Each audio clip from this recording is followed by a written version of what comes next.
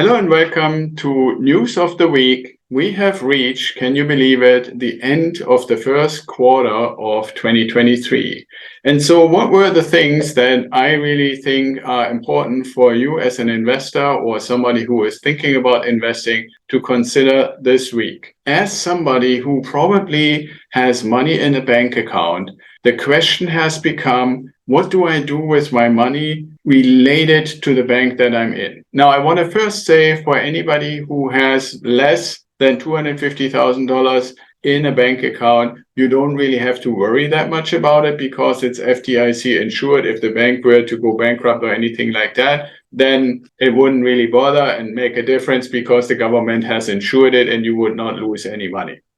Now, you might say, okay, well, then I'm safe because who has $250,000 or more in the bank? Well, actually, if you're, for example, a business owner and you have a couple of employees and you have to make payroll, it's not that unusual that you have several $100,000 in a bank account. If you have a company and you have a company bank account and you need to always have some money there because you have to pay for your raw materials or you have to pay for your systems and then you can charge your employees, it's not that unusual to have larger amounts of money. So the news of the week in that context is that just in the last few weeks, companies and individuals have pulled $100 billion of deposits out of their banks. And why have they done that?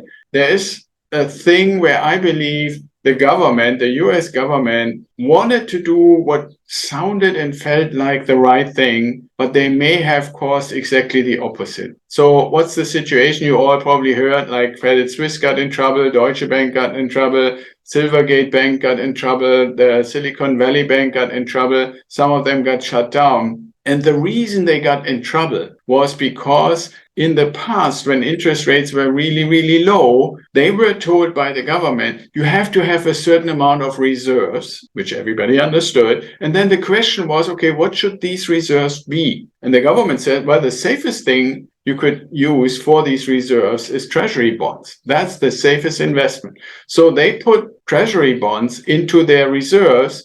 And at the time, the value of these treasury bonds was valued relatively high with a very low interest. Now what happened is the Federal Reserve started increasing interest rates, and it's this inverse relationship. If interest rates go up, the value of the actual bond or the treasury bill goes down. So here are banks, many hundreds and thousands of banks that have these treasury bills in their reserves. And yes, they say $100 on each one of those bills, but the true value is in relation to the interest rate. And they got these when interest rates were 0.5 or 1 or 1.5%. And now interest rates are 6, 7, 8, 10%, let alone how high interest rates are on credit cards. So these treasury bills that they have lost a lot of value.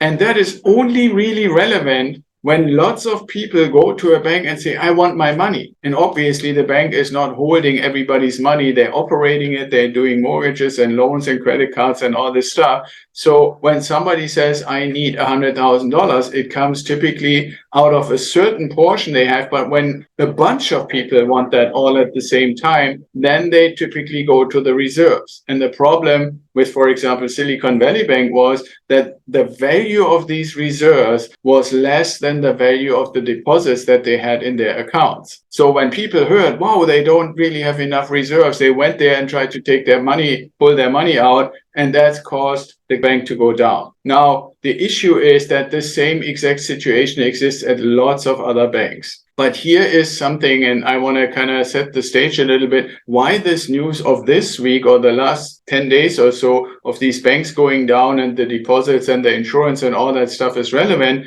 is they don't only have deposits and reserves in treasury bills. A lot of banks also gave loans for commercial real estate, office buildings. And you all know from the pandemic, office buildings are standing empty 40, 50, 60% of the space. And a lot of these loans for office space, they're not 30-year mortgages like you and I have. They're 2-year, 4-year, 5-year. And quite a few of them will come to term this year and then also next year and every year in the future. But the issue is when these loans were originally issued, they were issued at 1, 2, 3%. And we all know how much higher loans are now. And the people that actually got them for these office spaces, which is a type of real estate that I've always stayed away from because I believe it's not nearly as safe as residential real estate. But this office space now sitting empty because so many people are working from remote has lost a lot of value. And that also means part of the value comes from how much rent do you actually collect